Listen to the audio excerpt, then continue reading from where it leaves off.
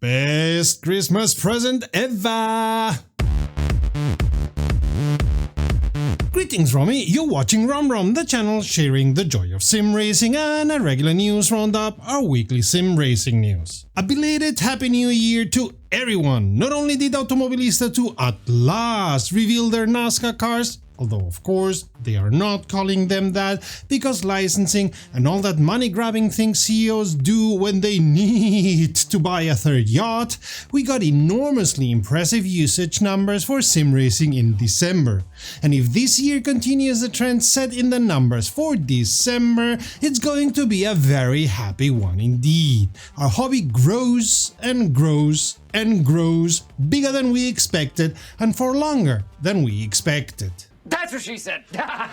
It may continue throughout the year, it may come to a sudden halt, it may fizzle down with a whimper, who knows? But you know we are going to tell it to you in our news as always, so let's get to it. Buckle up, pun intended, because we're about to tell you about how many records we surpassed in sim racing in December, starting with the overall number of daily users. With almost 46,000, it's the highest ever, 8,000 more than the last record month, which was November. Yeah, no, the month before this December, and it's 10,000 more than last year. Sure, BeamNG rose their own record by 4,000 daily average users from their previous record, but we have Assetto Corsa with most users ever, Assetto Corsa Evo showing you are all goo-goo for Nordschleife, Le Mans Ultimate reaching heights never expected, now that it works at last, and even RaceRoom having most daily users ever. RaceRoom. I for sure did not expect that one, but RaceRoom has been on an upward path since about middle of last year. There's a couple of mishaps, the biggest one being Project Motor Racing, which, as was to be expected, dropped from 238 to 93. No surprise here.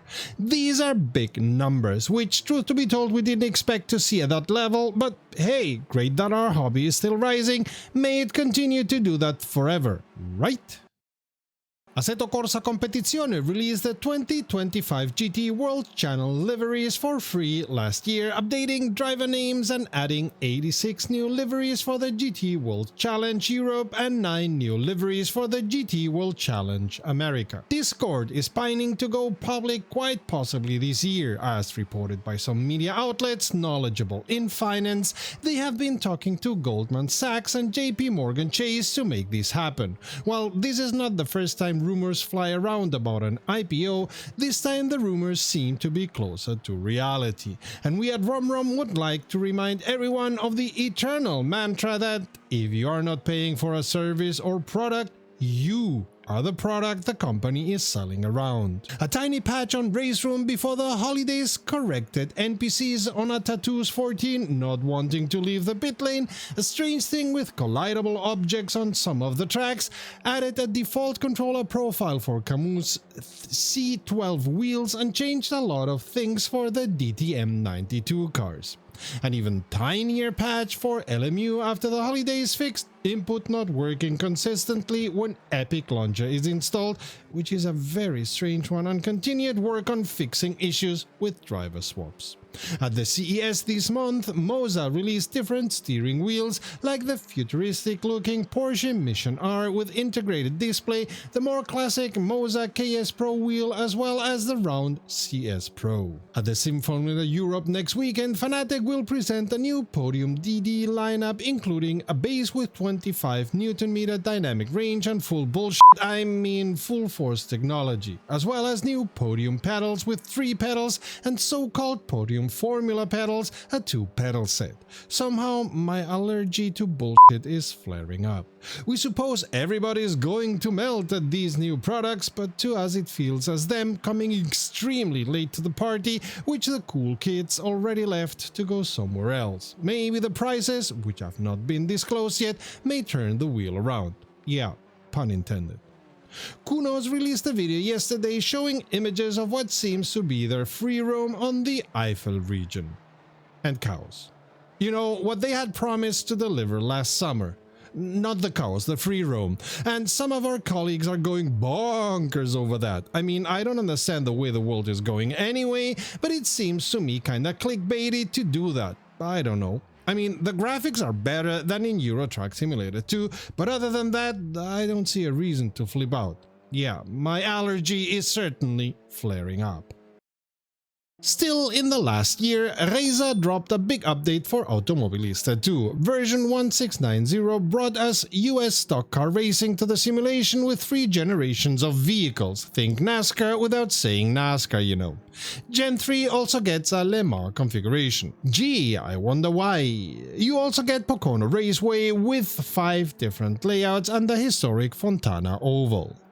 The Nordschleife gets its tourist layout, a new pack of supercars arrives too, featuring the Audi R8 V10 GT, Dodge Viper ACR, Maserati GT2 Stradale and Aston Martin Valkyrie, all in neat DLC packs. The physics engine received another round of updates. The developers adjusted tire friction coefficients, elasticity and thermodynamics across most tire types. They claim this provides another notable step up in the quality of the simulation. That's marketing speak for better tire behavior. Brake wear and thermodynamics got revised for modern GTs, prototypes, road cars and vintage endurance cars. Steering rotation changed for a GT3 and GT4 model, and manual clutch users will find less tolerance for mismatched revs during shifts, so be careful. Specific cars got individual attention. The F3 had excessive dirty air effects fixed.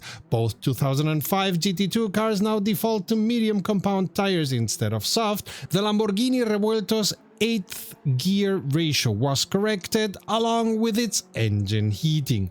Various cars received default setup adjustments for tire pressures, dampers and anti-roll bars. In the realm of graphics, temporal anti-aliasing got optimized and can now be combined with super sampling. Shadow flickering dropped significantly, especially with TAA enabled. Shadow clarity improved in cockpit view, and the system uses less VRAM now, particularly helpful for VR and triple screen setups. A free camera mode is now available during gameplay and replays. You can fly around using WASD keys and adjust your view with the numpad. The UI got minor cosmetic changes with squared panel edges and capitalized text. A working progress HUD design is available to preview in the display options. The HUD now shows local yellow flags both when approaching incidents and while inside the yellow zone. Championship mode now offers double the custom template slots and save slots. Localization improvements hit multiple languages. The English AI aggression help text was corrected. Spanish localization had reverse help texts for AI skill and AI aggression fixed. German localization fixed a typo in some instances of Boxengeschwindigkeit, a typical German word meaning speed in the boxes, and the HUD live edit messages option string was corrected in the display options screen. The formula classes got rebranded. F-Reza becomes F-V8 Gen 3 and F-Ultimate splits into F-Hybrid Gen 2 and F-Hybrid Gen 3. The AI received extensive work. It's now more aggressive on race starts and in braking zones. It'll even try to outbrake you during battles. Brake distances were adjusted for heavier classes and high-power cars. AI carries slightly more fuel in timed races for safety margin. The developers adjusted AI behavior at dozens of tracks, tweaking speed and racing lines at specific corners, from Barcelona to Spa through many other tracks. And the NPCs now handle local yellow flags better. Speed thresholds changed for blue flag situations across Formula and GT classes. Launch performance was recalibrated for multiple Formula categories. Hypercar and supercar NPC drivers are less likely to take defensive lines, and the AI is less careful around human opponents in lower power classes. Multiplayer stability improved significantly. The update fixes lag and disconnection issues that happened at the end of sessions. A bug where wrong setups loaded for low downforce or oval specs is fixed. Local yellow flags now work properly after host migrations. Other annoying bugs are gone. Players no longer randomly get AI fuel levels instead of their setup configuration. Weather progression in championship mode with real weather now sets correctly. The final lap time widget displays accurate times now, and nation flags show correctly in multiplayer results. Nürburgring 2025 received a major art revision. The 1971 layout got a barrier added at Südkehre for the Gesamt layout. Historic weather was added to the Nordschleife layout. Spielberg Historic got a grid, pit boxes and garages with pit lane extension. Virginia added a garage extension for the south pit lane, and Imola's pit garages were reordered at the entrance.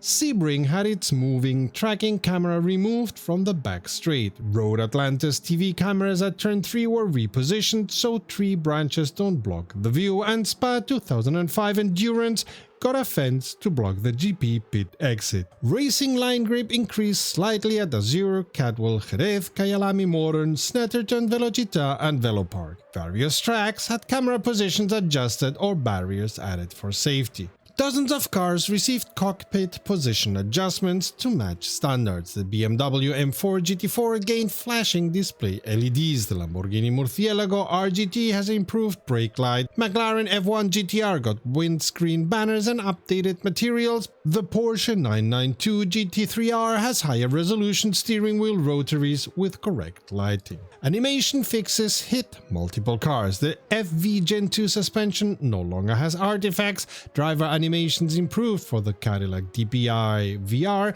and McLaren F1 LM, and the BMW 2002 tachometer needle rotates properly now.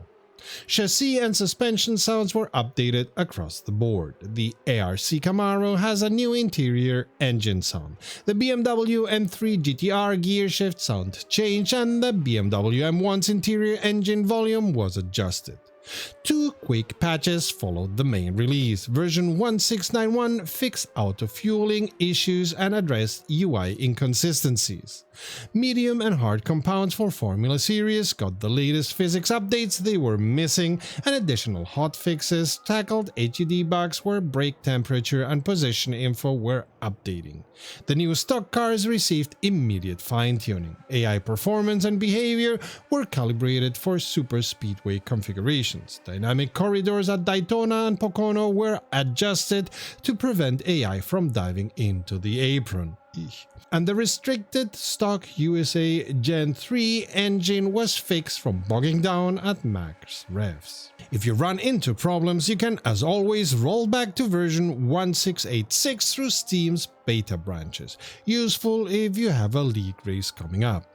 If this video was interesting, we publish almost weekly sim racing news, so be sure to subscribe and leave a like while you're at it.